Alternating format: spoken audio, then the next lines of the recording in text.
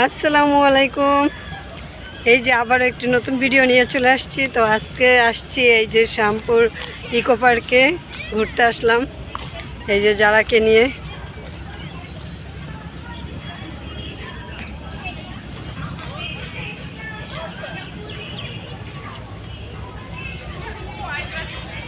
অনেক সুন্দর ইকো পার্কটা, দেখেন, তার সাথে মিষ্টি রোদ।